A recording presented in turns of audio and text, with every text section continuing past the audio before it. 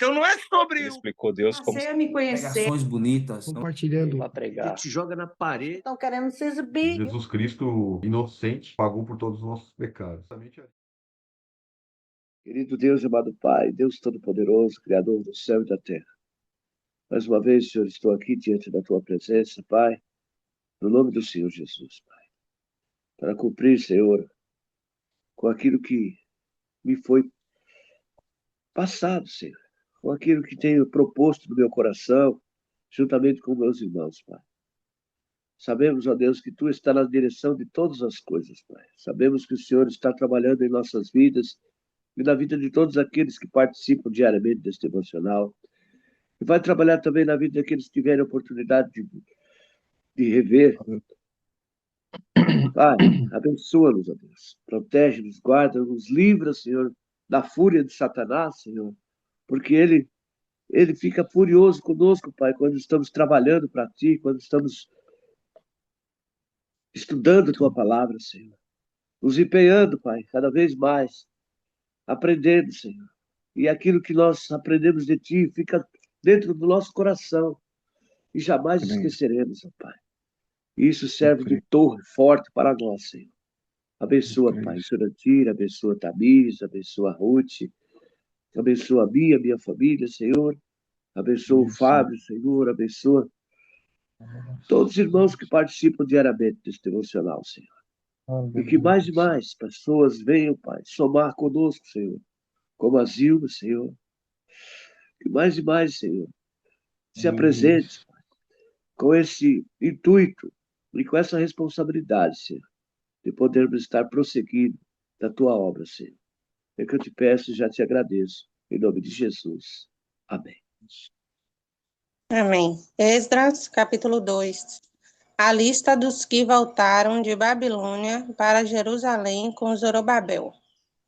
Estes são os filhos da província que subiram do cativeiro dos transportados que Nabucodonosor, rei da Babilônia, tinha levado para a Babilônia, e tornaram a Jerusalém e a Judá, cada um para a sua casa, os quais vieram com Zorobabel, Jesua, Neemias, Seraias, Reelaias, Mardoqueu, Bilzan, Mispa,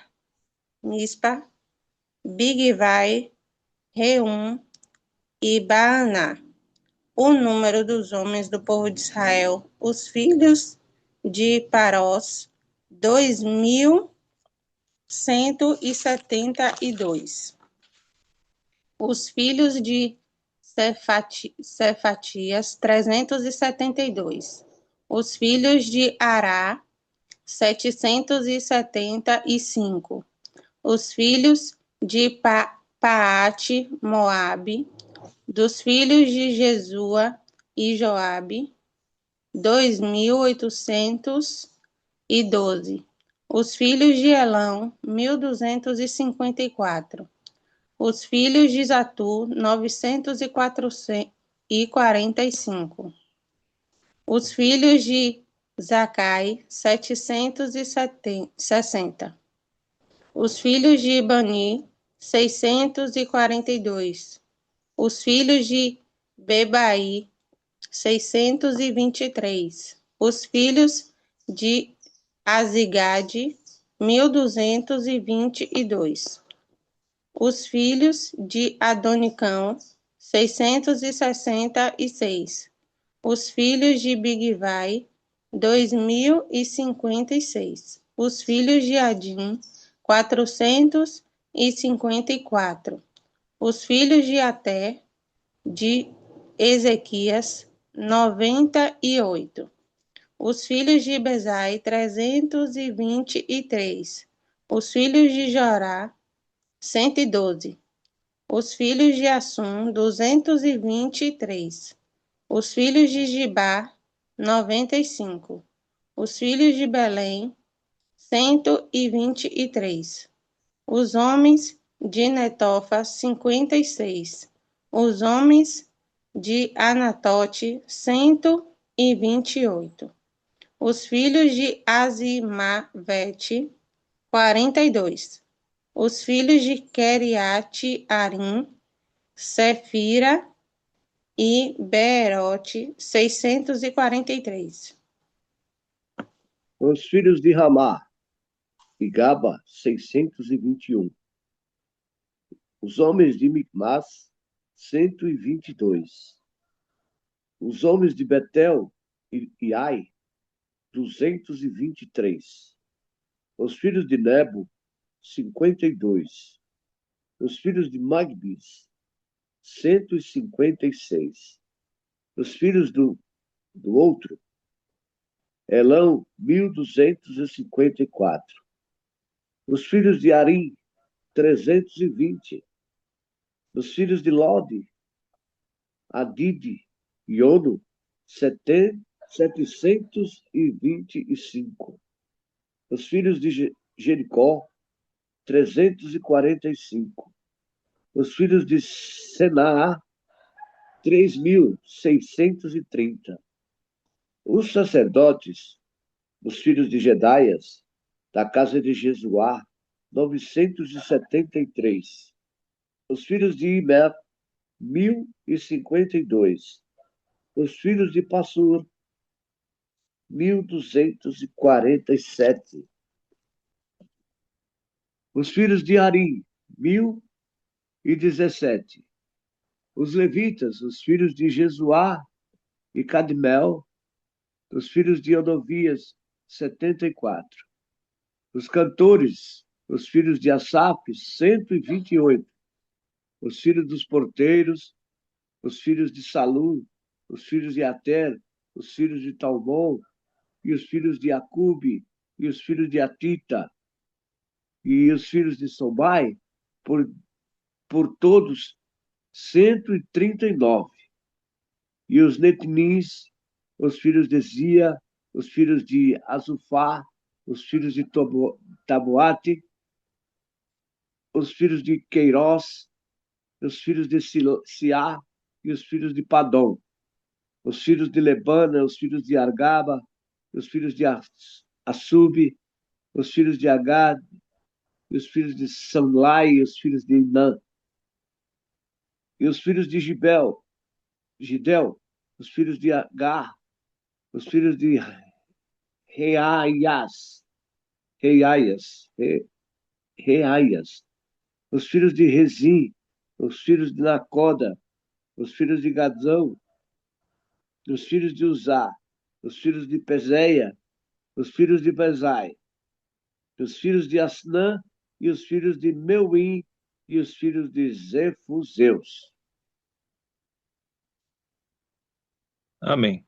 Os filhos de Baquebuque, os filhos de Racufá, os filhos de Harur, os filhos de Baslute, os filhos de Meida, os filhos de Harsa, os filhos de Barcos, os filhos de Cícera, os filhos de Temá, os filhos de Nesias e os filhos de Ratifa, os filhos dos servos de Salomão, os filhos de Sotai, os filhos de Soferete, os filhos de Peruda, os filhos de Jaala, os filhos de Darcon, os filhos de Gidel, os filhos de Cefatias, os filhos de Ratil, os filhos de Poquerete, Razibaim, os filhos de Ami, todos os servidores do templo, e os filhos dos servos de Salomão eram 392. Os seguintes voltaram de Tel-Melá, Tel-Harsa, Querube, Adã e Imer, porém não puderam provar que as suas famílias e as suas linhagens eram de Israel. Os filhos de Delaias, os filhos de Tobias, os filhos de Necoda, 652 dos filhos de sacerdotes, os filhos de Rabaias, os filhos de Cós, os filhos de Barzilai, que tinha casado com uma das filhas de Barzilai, o Gileadita, e que foi chamado pelo nome dele. Esses procuraram os seus registros nos livros de genealogia, porém não acharam. Por isso, foram considerados impuros para o sacerdócio. O governador lhes disse que não comessem das coisas sagradas, até que se levantasse um sacerdote capaz de decidir a questão por meio de Urim e Tumim. Todas essas congregações junta era de 42.360, além dos seus servos e suas servas, que eram 7.337. Havia também 200 cantores e cantoras, os seus cavalos eram 736, as suas mulas 245, os seus camelos eram 435 e os jumentos 6.720. Alguns dos chefes das famílias, ao chegarem à casa do Senhor em Jerusalém, deram ofertas voluntárias para a casa de Deus para a restaurarem no seu antigo lugar. Segundo os seus recursos, deram para o tesouro da obra 0,5 tonelada de ouro, 3 toneladas de prata e 100 vestes sacerdotais. Os sacerdotes, os levitas e algumas pessoas do povo, os cantores, os porteiros, os servidores do templo foram morar nas suas cidades, assim como todo o Israel. Amém. É gente, hein? Glória a Deus. Você vê, rapaz, que o cuidado, né, que Deus tem com o povo dele, rapaz. Isso aqui me chamou a atenção aqui, que uma vez eu estava num culto, varão, eu não sei se foi seu li, que estavam lendo a respeito desse povo aqui, né? E tinha um sujeito lá no meio do culto, e ele não era, ele chegou ali por acaso. Você vê como é que é as coisas, né? Chegou ali por acaso, e ele tinha tomado umas e outras, né? Tava meio. E quando ele ouviu, né, esse monte de nome aqui, ele gritou no fim o homem terminou de ler, ele gritou de lá: Ei, peraí, mas meu nome não está aí, por que que meu nome não está aí? Eu quero saber por que que meu nome não está aí. Eu também sou filho de Deus, eu também sirvo a Deus. Por que que eu não estou aí? É porque eu aceito Jesus, eu aceito Jesus. Desse jeito, rapaz, você acredita? Porque a É, gente fica pensando, né, cara? Você vê, você começa a ler aqui esse livro de Êxodo, aqui, o capítulo 2, praticamente são só nomes, né? São só nomes. Mas isso nos serve de lição, viu, Jurandir? Para que nós sabemos que nosso nome está rolado no céu. Nosso Senhor Jesus Cristo conhece cada um de nós, entendeu? Ele sabe, vai chegar aquele grande dia em que ele vai chamar todos nós, um por um. E quantos Mários, quantos Jurandir, quantas Ruth, quantas Tamires não passou por essa terra?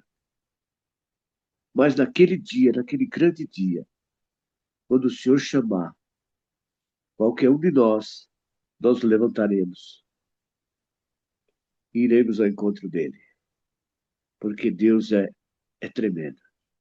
E aqui a gente amém. percebe, amados, que a fidelidade, né, do povo, esse capítulo ele é interessante porque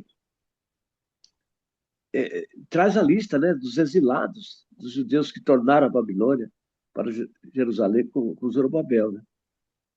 E era uma caravana, rapaz, era muita gente, pá. Se somava mais de 50 mil, né? Incluindo os servos, organizado por famílias e cidades de origem. E esse censo era crucial para provar a identidade e restaurar o sacerdócio, porque muitas pessoas ali também, teve muita gente que não conseguiu provar, viu? Que fazia parte do sacerdócio.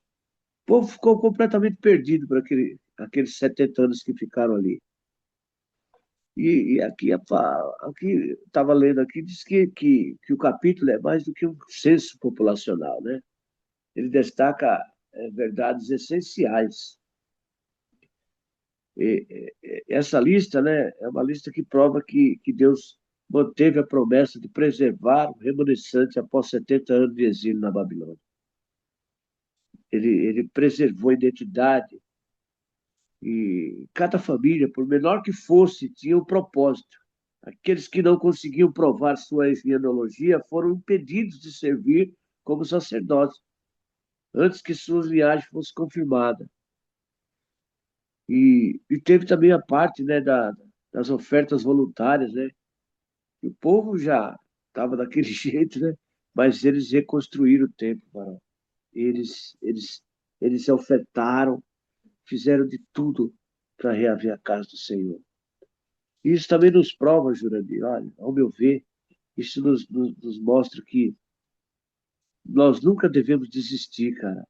Seja qual for o tempo que nós passarmos por tribulação, por provas, por dificuldades, por lutas, devemos continuar firme, lutando, porque Deus está conosco em todo momento. Em todo momento. o cristão, ele foi chamado para servir a Deus. Não importa a situação que ele está, ele tem que estar sempre pronto, prestativo, a contribuir, a colaborar, a ofertar, a dizimar. Ele tem que fazer a parte dele, porque Deus prova ele. Deus precisa de nós para nosso trabalho aqui na terra. Fazer o que ele determinou que nós fizéssemos. Nosso Senhor Jesus Cristo falou, olha, ide por todo mundo, pregai o evangelho a toda criatura, porque todo aquele que crê será salvo, o que não crê já está condenado. E em meu nome expulsarão demônios. Deus falou muitas coisas para nós que nós não podemos esquecer. Se ele falou isso para mim e para você, é porque ele conta conosco nessa missão, dessa reconstrução. Porque a reconstrução se dá todo dia, a todo momento, com cada um de nós, com os seres humanos que estão nascendo novamente, que estão aí no mundo, precisa conhecer esse Deus. Vão passar por provas. E aqueles que forem, que estiver escrito no nome do livro da vida, tem que se apresentar. É um negócio histórico, sabe, cara? É profundamente histórico. Eu vim aqui, eu falei, meu Deus do céu, é quanta coisa que aconteceu no passado e serve de exemplo para nós hoje em dia, né? É uma coisa assim que eu fico imaginando, né? Poxa vida, eu não estou aqui de graça, varão. Eu faço parte desse povo, entendeu? Eu faço parte. Eu tenho que fazer a minha parte. Eu tenho que estar aqui ajudando a reconstruir. Eu não posso ficar de fora. Cada dia mais eu me sinto empenhado nesse processo. Amém, meus amados? Senão, a irmã Zilma tinha comentado que ela estaria com o pai dela, né? E talvez ela não pudesse estar entrando, né? Que ela estaria ouvindo. Então, que Deus abençoe a irmã aí e o cuidado com seu pai, e abençoe o seu pai aí na recuperação dele, né? Na cirurgia que ele há de fazer, em nome de Jesus aí. Mas o que me chamou a atenção aqui nesse texto que o Esdras ele está citando, né? Como se deu esse processo de saída do pessoal da Babilônia, né? Então ele começa falando a respeito de Ciro, ele começa falando ali a respeito da profecia que foi feita a respeito dele em Jeremias, em Isaías, conforme nós vimos ontem, e que ele ficou de tal forma tocado, de tal forma empolgado, de tal forma, né, impressionado, que ele promoveu então essa ação de libertar o povo de Israel e de abençoar nesse processo que eles pudessem levar então as suas coisas de volta para o templo e que as pessoas que estivessem em qualquer região, né, do império deveriam voltar ali, aqueles que se sentissem dirigidos pelo Espírito de Deus. E isso é muito impactante, né, porque ele não sendo judeu, não sendo da nação judaica, ele sendo ímpio, ele sendo, né, adorador de outros deuses, se sentiu tocado pelo Espírito de Deus.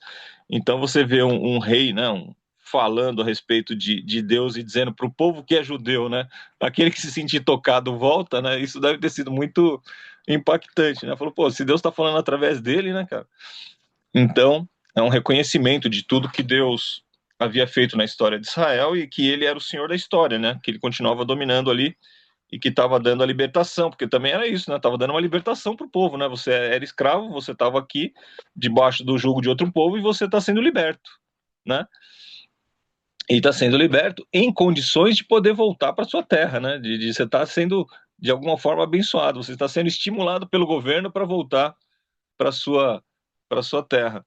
Então, Esdras ele vem narrando esse texto e aqui ele fala da primeira retomada, né? Então essa primeira retomada voltaram 42 mil pessoas, juntando aí com servos e servas 50 mil, pelo número que se coloca aqui, né?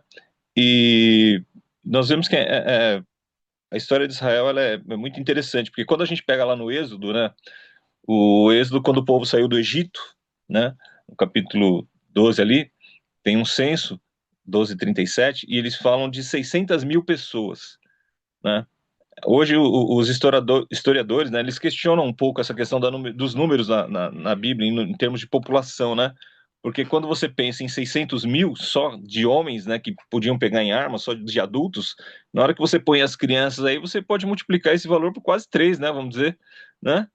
Então, quantas crianças não tinham ali, né? Então, o pessoal fala até de 2 milhões de pessoas andando no deserto durante 40 anos e que saíram do Egito. Então,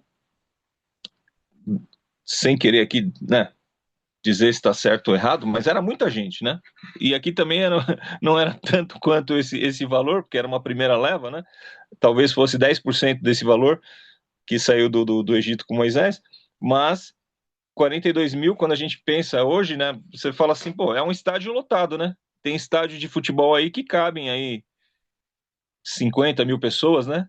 Esses estádios da Copa aí cabiam ali 60 mil pessoas. Então, você imaginando essa questão do estádio, você consegue pensar quantas pessoas saíram ali do lugar e que foram caminhando, né, em direção à sua terra ali e as dificuldades que essa viagem poderia proporcionar, né, dia após dia ali, né, enquanto o primeiro chegou ali 5 quilômetros na frente, 10 quilômetros, não sei quanto que eles podiam se caminhar por dia, né, o que estava em último não chegou nem aonde, no lugar que aquele primeiro saiu, né, é É, muita gente era, para andar.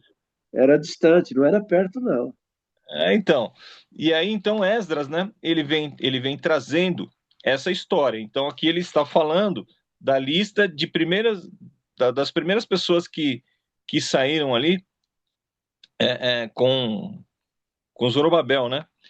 E aqui a gente vê o seguinte, que houveram 3 levas, né? Então Zorobabel ele foi a primeira turma, ele foi com o sacerdote Jesua, né? Que é equivalente ao nome de Josué, que a gente vai falar um pouco sobre isso, e que teve os profetas Ageu e Zacarias na época dele. Então a gente estudou Ageu e Zacarias, ele profetizou nessa época dessa primeira leva. Zacarias fala várias vezes, inclusive, do sumo sacerdote ali. Então, esse Jesus, ele era sumo sacerdote, ele não era só sacerdote, né? A gente vai ver algumas referências. A segunda leva foi com Esdras já, né? Então, a segunda leva foi Esdras quem foi à frente do povo e que ele estava liderando e cuidava das coisas espirituais. Então, essa primeira leva, ela foi com Zorobabel, a primeira missão deles era reconstruir o templo. Com Esdras, ele reconstruiu ali a fé, né? Ele reconstruiu ali o estudo da palavra, porque Esdras, ele era um escritor, né? Ele era um escritor e ele era um sacerdote. Então, se a gente fosse pensar em termos de governo, né? Zorobabel, ele era o cara que era pela parte do Estado, era o cara que respondia pelas leis, e Josua, ou Jesus ali, ele era o sumo sacerdote, né? E tinha lá Ageu e Zacarias ali, os profetas. Na segunda leva, Esdras, ele era um sacerdote, ele era um camarada que cuidava das questões espirituais ali, mas o sumo sacerdote era um outro camarada, né? Tinha alguém ali que cuidava, que era o Eliasibe, né? Eliasibe era o sacerdote e Neemias veio ser governador. Então, a diferença de tempo, né, de Zorobabel para Esdras, né, foi ali para mais de 60 anos, né? E a diferença de Esdras para Neemias é um tempo muito menor, foi ali uma diferença de 10 anos, de 13 anos. Então eles interagiram, né? Esdras e Neemias eram contemporâneos, eram da mesma época. Já Zorobabel estava muito para trás, né? Então um veio com a primeira leva, que foi Zorobabel, a segunda leva foi Esdras e a terceira leva foi então Neemias, quando a gente vê no estudo da história. O livro de Ageu e o livro de Zacarias, ele fala da primeira leva, né? Esdras escreveu o livro dele e provavelmente, né, Neemias deve ter tido um diário onde ele narrava ali as coisas que aconteciam, e Esdras deve ter ajudado no processo de escrita do livro de Neemias, ele deve ter compilado, é o que se acredita, né, que foi um livro escrito ali meio que a duas mãos. Então, Neemias deveria ter uma bibliografia ali, devia ter alguma coisa escrita, um diário, e aí Esdras provavelmente ajudou na compilação do livro de Neemias. E Esdras escreveu o próprio livro dele. Então, quando a gente vê essa colocação do livro aqui, a gente vê que o pessoal, essa multidão toda, né, que saiu ali da Babilônia, estão citados aí por famílias, obviamente que não está citado todos os 42 mil, ele está falando dos líderes da casa, né? Ele está falando dos líderes da casa, os líderes das famílias. E como bem disse o Mário, algumas pessoas não conseguiram provar que elas eram ali da descendência que ela estava dizendo, então ela não podia exercer o ofício. Então o camarada é sacerdote, falou: aparece alguém ali, eu sou da tribo de Levi. Tá bom, mas isso tem que estar registrado em algum lugar. Onde que está registrado? Então você vê que o judeu ele se preocupava muito com a genealogia, né? Ele se preocupava muito com essa questão de documentação. Eu não sei como, no meio de tanta crise, de tanto problema, de tanta coisa, eles conseguiam guardar essas coisas. Não faço ideia disso. Mas eles conseguiam provar, né, ali de alguma forma de onde que eles, a tribo que eles eram, de onde que eles, as origens que eles tinham e tal. E quem não conseguia provar, ele falou assim, ó. Então no versículo 63, o governador lhe disse que não comessem das coisas sagradas. Porque quem comia da coisa sagrada era o sacerdote, né? Era o levita. Esses poderiam comer das coisas sagradas. E ele falou assim, então, até que se levantasse um sacerdote capaz de decidir a questão por meio do Urim e Tumim, para ver se eles estavam falando a verdade, que eram aquelas duas pedras, né? Eles lançavam ali e tiravam sorte para ver se ele estava falando a verdade ou não. Então, olha que coisa interessante. Se você é impuro, você não pode participar da mesa. Então, essa era a orientação que ele trazia lá atrás, e é essa orientação que se fala, né?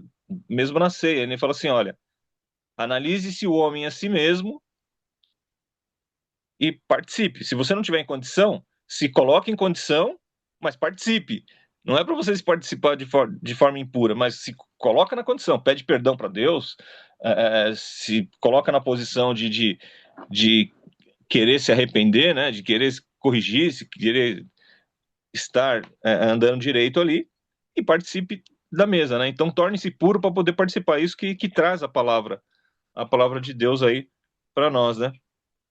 E aí para frente ele fala, né, que toda a congregação junta era de 42 mil e tal, o número de servos, e alguns dos chefes da família, no verso 68, alguns dos chefes de família, ao chegarem à casa do Senhor em Jerusalém, deram ofertas voluntárias para a casa de Deus, para que fosse restaurado o templo. Então Ciro devolveu o que estava na mão dele, devolveu o que foi levado pela Babilônia, mas não seria o bastante, né? Porque ele devolveu os utensílios ali. Provavelmente deve ter dado alguma oferta para ajudar na construção da igreja que estava destruída, né? Da parte de parede, eu quero dizer, né? Da parte ali de piso, da parte de teto. Então, para essa construção, o povo deu uma oferta, né? Para que fosse constituído naquele mesmo lugar aonde ele fora destruído, né? Não deve ter sobrado muita coisa, né? Mas ele foi reconstruído no mesmo lugar aonde eles estavam. E aí a gente vê que o mais interessante, né? A gente vai estar verificando isso no capítulo 3, né? E eu não quero adiantar muito, é que quando eles foram recomeçar a construção, algumas pessoas quiseram ajudá-los, né? É só para seguir no argumento aqui, mas eles não aceitaram. Porque o pensamento dele era o seguinte: se você já estava aqui, não tinha ninguém na Terra, por que você não fez a reconstrução, já que você está dizendo que adorava o mesmo Deus que a gente? Que era no caso dos samaritanos, né? Era no caso do pessoal que foi levado pela Síria. O judeu foi levado para algum lugar do Império Assírio, e o Império Assírio trouxe outras pessoas para ficarem ali naquela região, né? Ele fazia essa comutação, né, de pessoas. E aí ele falou assim: não, nós não adoramos o mesmo Deus, não, cara. Acho que você está equivocado. Você adora um Deus aí, a forma que você faz eu desconheço. Aliás, eu nem te conheço. Não vou, não. Se eles já estavam brigando com a questão de casamento misto, né? Imagina se ele ia aceitar que o outro viesse para falar: não, é nossa responsabilidade, somos nós que vamos fazer, e nós que fomos levados cativos, nós que voltamos aqui, pode deixar que a gente cuida, né? E se vocês tivessem tanto interesse em reconstruir, vocês estavam na Terra até agora, por que vocês não fizeram? Vocês tiveram 70 anos para fazer, né? Então, a gente precisa tomar cuidado, né, com algumas ajudas que nos são oferecidas, né? É bom a gente prestar um pouco de atenção nisso, né? Olha bem aí quem quer te ajudar, por que quer te ajudar e toma um pouco de cuidado com isso, né? Então, aqui no terceiro capítulo do livro de Esdras, né, que a gente está falando, que ele fala do retorno, então, desse pessoal, e a reconstrução do altar, né? Era o templo ainda não estava construído, mas eles estavam reconstruindo ali o altar do Senhor, fazendo um memorial, né, para que pudesse inaugurar, né, o trabalho que eles fariam ali no futuro. Obviamente que ali houve muita alegria, houve muito choro, muitas pessoas que estavam ali não tinham visto a glória da primeira casa, como a gente viu em Ageu e como a gente viu ali em Zacarias, né? As pessoas os que tiveram a oportunidade de ver se entristeceram, né? De ver a situação em que as coisas estavam, né? Então, imagina a idade que essas pessoas já estavam, né? Para ela ter uma lembrança do primeiro templo e ela ficou 70 anos cativa ali, e quando ela volta, né, com que idade ela tá ali? Pelo menos com 80, não é isso? Para mais de 80 anos, né? E aí a pessoa dá uma olhada ali e ela olha para trás e ela fala: puxa vida, que situação, né, que ficou o templo do Senhor e que situação que ficou Israel, porque estava tudo destruído, né? Tanto o templo quanto a nação. Então, eles tinham que primeiro restabelecer ali o culto ao Senhor e a partir daí reconstruir as suas vidas, o que traz um paralelo para a gente também, né? Às vezes a gente está destruído, né? A gente está realmente lançado ali numa situação de desânimo, numa situação de tristeza, de angústia por vários processos, né? E uma das coisas que o Senhor diz, então, né, que ele nos traz na sua palavra, é que começa reconstruindo o altar, né? Começa reconstruindo aí o sacrifício, começa reconstruindo a relação com Deus, começa se corrigindo, começa colocando as suas coisas em ordem, vê como está vivendo aí, vê o que a palavra de Deus orienta, e a partir disso, né, a partir dessa reconstrução, a partir da sua intenção, né, que era essa questão da reconstrução do altar, você demonstra a intenção de que vai dar continuidade naquilo, você separou ali uma quantidade de animais ali para o sacrifício, a partir disso, a partir da sua oferta perante ao Senhor, né, ele vai agindo na sua vida, ele vai transformando a sua vida. Né? Então a primeira coisa que você deve ofertar, né, a gente não está aqui falando simplesmente de dinheiro, né? Nesse caso, eles precisaram de dinheiro porque a construção era uma construção que tinha que comprar tora, que tinha que comprar amarração, que tinha que fazer o telhado, né? Enfim, e tinha que pagar a mão de obra, envolvia dinheiro. Mas a primeira coisa que a gente tem que fazer, no caso, é o altar da nossa vida, né?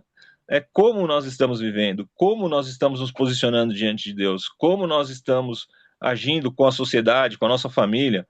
Se nós não temos aí roubado a nossa família, roubado no sentido de atenção, roubado no sentido de estar presente, no sentido de fazer o que nos é possível para as coisas melhorarem, no sentido de ter uma boca dura, de falar coisas que não são pertinentes e que não atraem unidade, né? Então, nós precisamos reconstruir esse altar. Às vezes, em alguns lugares, eles comparam o altar com o nosso coração, né?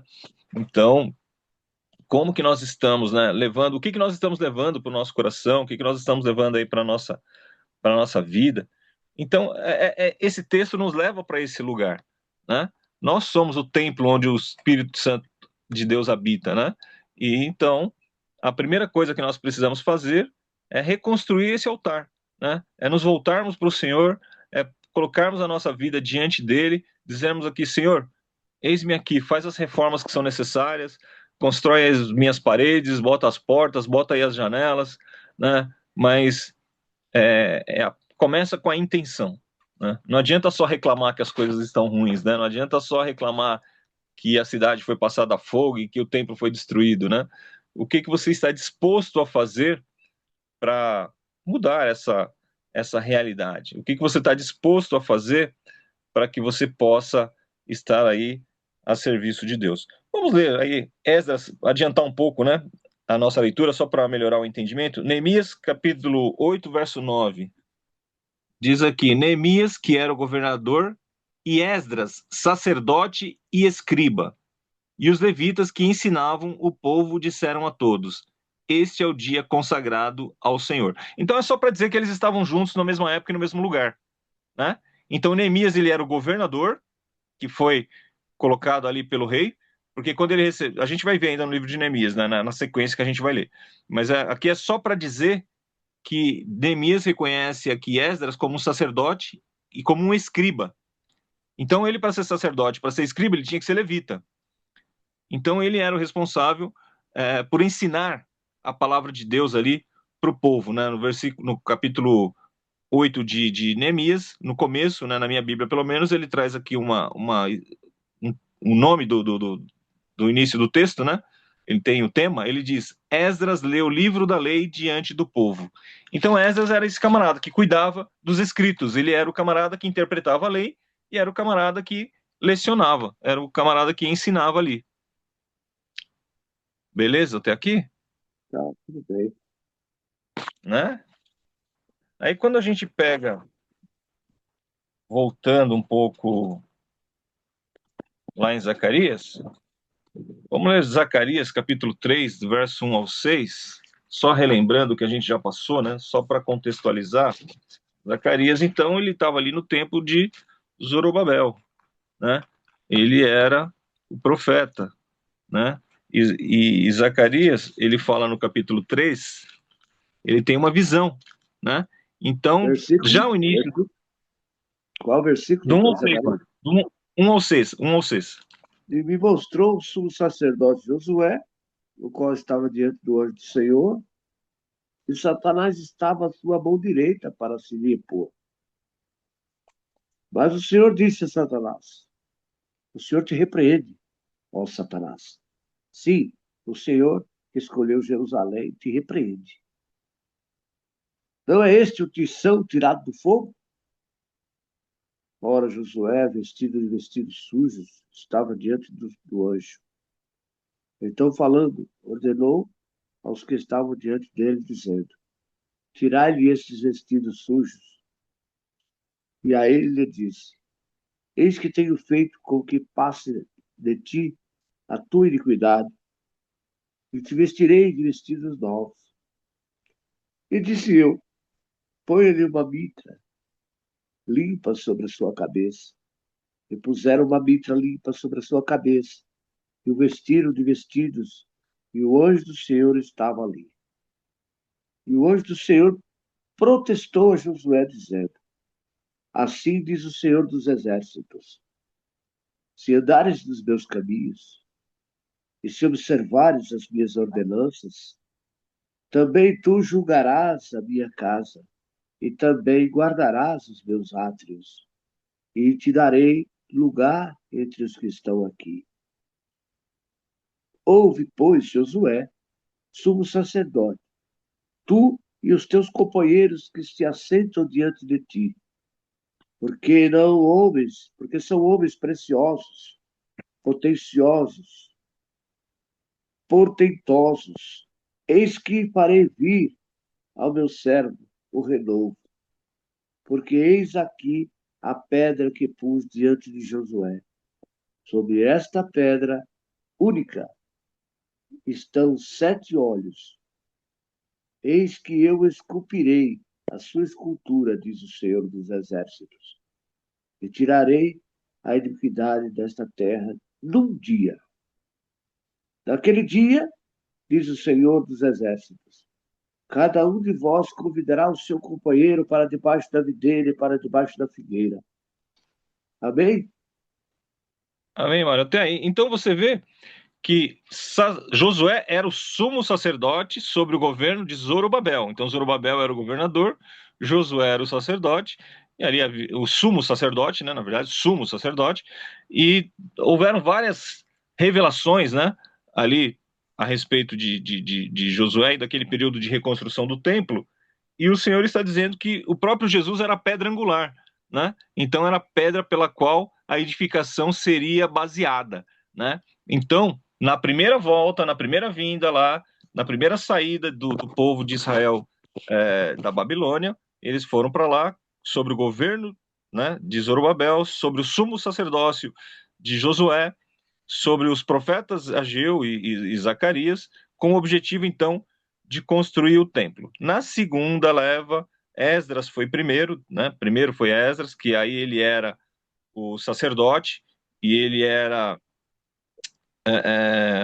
um escritor, né? Ele era um responsável, um escriba, né? Ele era um responsável pela lei do Senhor, e ele tinha a responsabilidade de ensinar a palavra de Deus e colocar o povo, né, que estava separado, que estava fora desse princípio de Deus dentro da régua, né? Dentro das questões que o Senhor queria que eles andassem. Então, aí ele era, então, o responsável, né? Responsável. Pelos livros da lei, era o responsável pelo estudo da palavra. Você ia falar alguma coisa, mano? Não, não. Então, aqui no capítulo 3 de Neemias, a gente tem,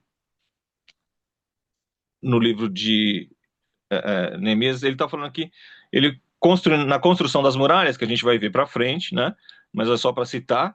Então, o sumo sacerdote Eliasibe se levantou com seus irmãos, os sacerdotes, e reconstruíram o portão das ovelhas. Então, Neemias era o governador, Eliasibe era o sumo sacerdote e Esdras era ali o escriba, né? Que estava na função de profeta ali, pela interpretação das palavras da palavra de Deus. Então, acho que está dando para ficar claro aí, ter uma visão, né, desse retorno, né, da organização, desse todo, né? Porque à medida que a gente vai lendo os livros, né, são tantas citações, são tantas coisas que a gente às vezes se perde um pouco, né, nas épocas e nos nomes, né? Então, só para ficar. No livro de Neemias também tem aqui, né? Ele enumera as famílias, né? Lá no versículo 7 em diante também acontece isso daí. Os filhos de Agag, filhos de Zacai, filhos de Zatu, são todos enumerados aqui também. A Cada gente vai leva, né? Eles não detalham tanto quanto no primeiro que saiu com Zorobabel, né? Mas cada leva que volta, eles tinham esse controle, né? E é até admirável nessa burocracia, né? Bem admirável, na verdade. Você vê, né, que Deus não deixa passar nada em branco, É, entendeu? Não é qualquer um que vai, não. Tem. é verdade. Não, isso é verdade mesmo. Aí eu não sei, algum irmão aí, alguma irmã tem algum comentário que queira fazer, tá com a oportunidade, né? Caso queiram. A gente aproveitou esse versículo aí, que esse capítulo que é mais de genealogia, para poder dar um panorama geral e dar uma organizada nas ideias, porque às vezes a gente fica desorganizado, né? Mas Sim. os irmãos estão com a oportunidade aí de trazer alguma palavra ou de fazer alguma pergunta, caso queira, né? Eu estava lendo esse capítulo também, falei, nossa, o que que eu vou aprender só genealogia aqui? E que mais? Mas caramba, com isso a gente ainda aprende, né? Igual o Zorobabel mesmo, eu descobri aqui que ele é da descendência de Davi, da realeza ele é.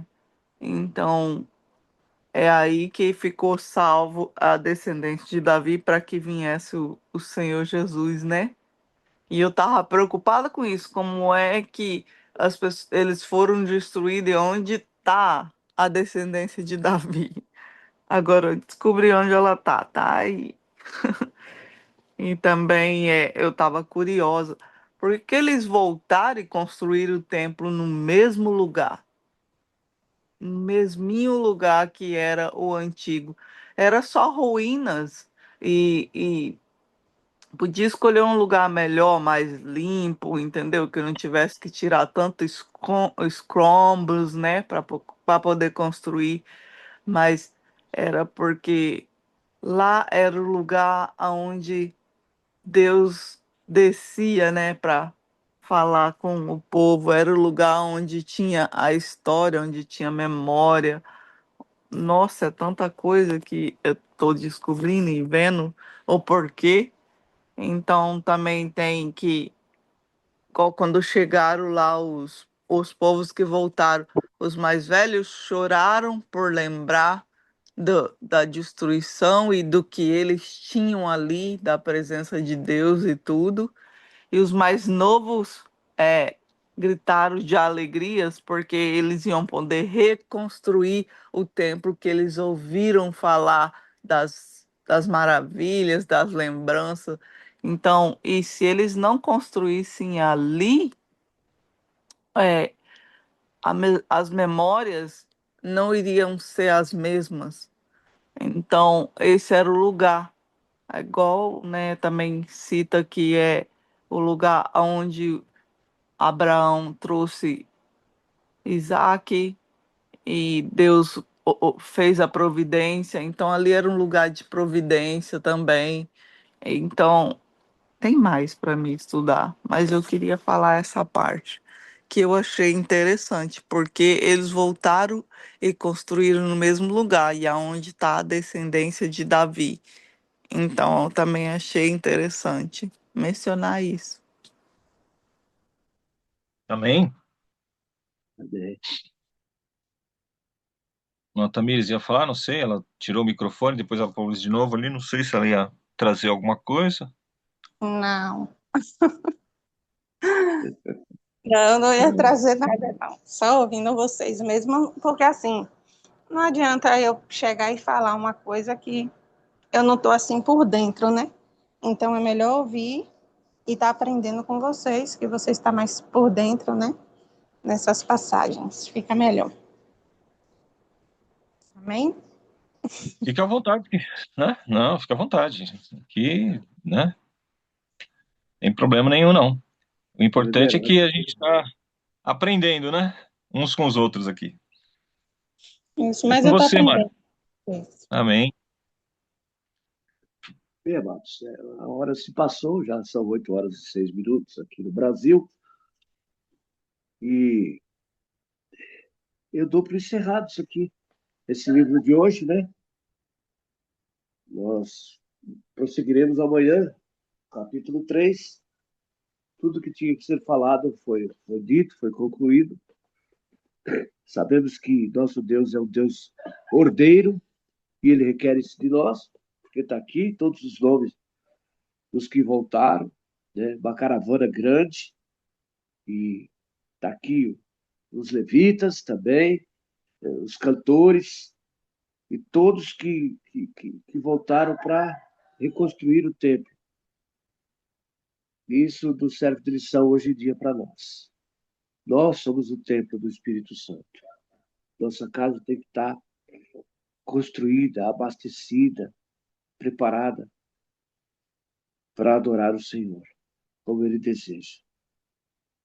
E nós temos que continuar essa pegada, amados. Nos é dado essa missão, e cada dia mais eu me sinto envolvido com as coisas de Deus. E é isso que Deus quer de nós, amados. Deus nos separou. Deus nos separou e Ele quer um povo santo para poder dar continuidade aqui na terra. Nós não podemos esfriar, não. Não podemos esfriar, não. Temos que estar firme nessa pegada, nessa peleja. Amém, meus irmãos? Senhor Deus e Pai, louvado seja o seu nome, Senhor. Louvado seja o Senhor, porque o Senhor é aquele que nos dá a oportunidade de reconstruir, Senhor, de recomeçar. Deus, assim como esse dia começa, Pai, que possamos começar, Senhor Jesus, as coisas que estão paradas, que possamos, Senhor Jesus, recomeçar e fazermos, Senhor Jesus, segundo a tua vontade. Seja conosco, Pai, assim como o Senhor foi com esse seu povo, Pai, que o Senhor os trouxe, que o Senhor disse que seria com eles, que o Senhor os ajudaria a reconstruir. Senhor, a tua palavra nos mostra muitas coisas. Pai, eu fico cada dia mais feliz por descobrir a sua preciosa palavra, Deus.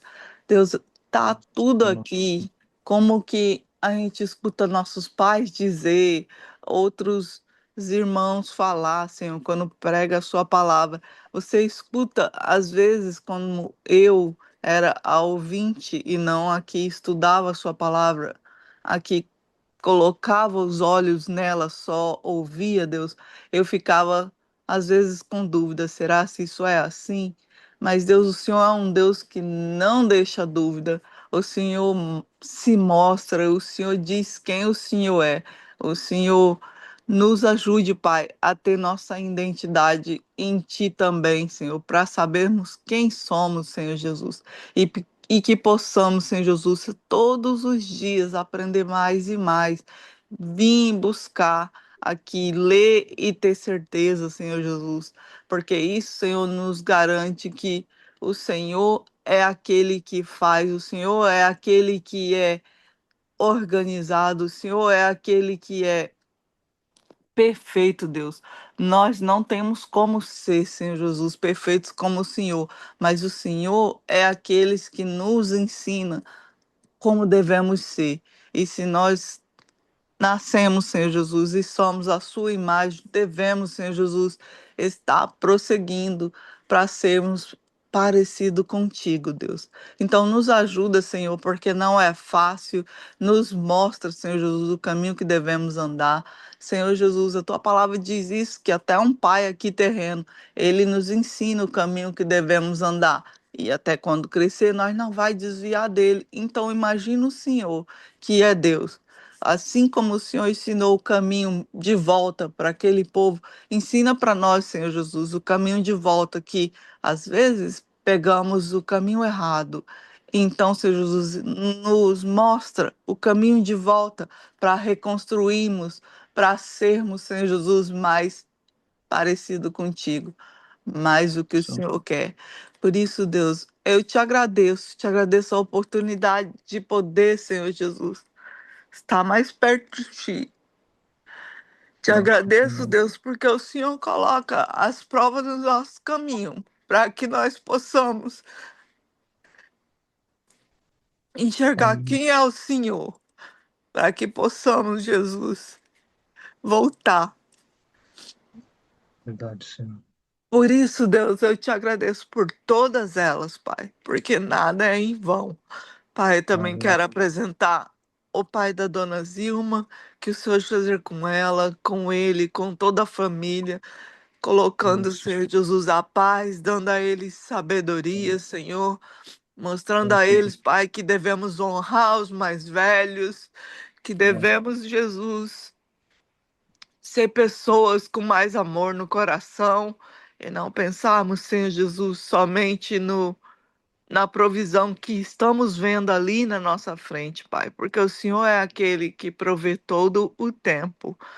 Então, Deus, também te peço pelo seu Jurandir. Pai, somos humanos e erramos, Senhor Jesus, às vezes sem mesmo ter consciência, Pai. Quando o seu Jurandir abriu esse telefone, Senhor, e as coisas aconteceram, ele pode ter feito, Jesus, sem a mínima consciência do que estava fazendo.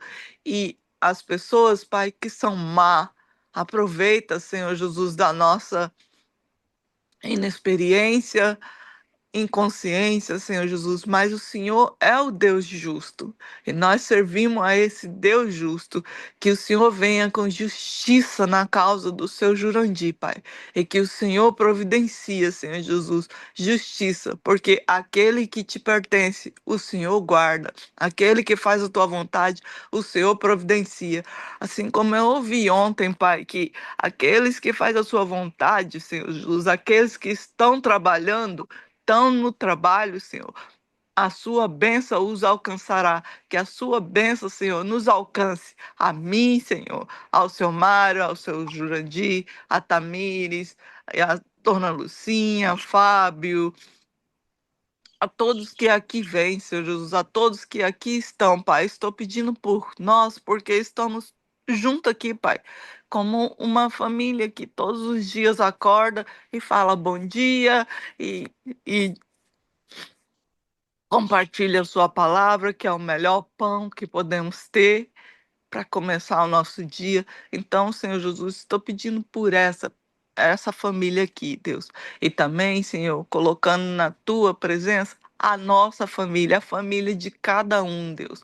Deus, vem com a tua providência sobre todos eles, Senhor. Que o Senhor esteja, Senhor Jesus, dando a eles paz no coração, que o Senhor esteja dando direção, que o Senhor dê a eles, Senhor Jesus, identidade, Pai. A sua identidade, Pai, que eles possam se identificar primeiro em Ti. Porque diz que, Pai, quando nós buscamos a Ti, as outras coisas nos vai ser acrescentada. Então, Pai, que possamos ter essa consciência sempre. Eu te agradeço, Senhor, pelo tudo que o Senhor tem feito e por tudo que o Senhor vai fazer. Providencia, Senhor, todas as necessidades do teu povo, Senhor, aqueles que na sua porta bate, Pai. A tua palavra também fala, Pai, que eu aprendi aqui, que até um juiz iníquo, Pai, ele pode fazer o que é pedido, Senhor. Se bater na porta dele, se incomodá-lo, Senhor. Não que vamos incomodar, Senhor, a Ti, mas vamos bater sim, Senhor, e pedir para a pessoa certa, porque a Tua palavra também diz que o Senhor não é surdo para não nos ouvir, Senhor. E também, Senhor Jesus, o Senhor não é tardio para fazer, o Senhor faz na hora certa. Então, nos acalma o coração, acalma a nossa mente, Pai, para termos, Senhor Jesus, discernimento para esperar e ter, Senhor Jesus, aquilo que nós estamos te pedindo na hora certa, da forma certa, Senhor. Nos ajuda, Senhor, nos dê sabedoria, nos guarda, nos livre de todo mal, cobre nós com o seu precioso sangue, com a sua armadura, Senhor.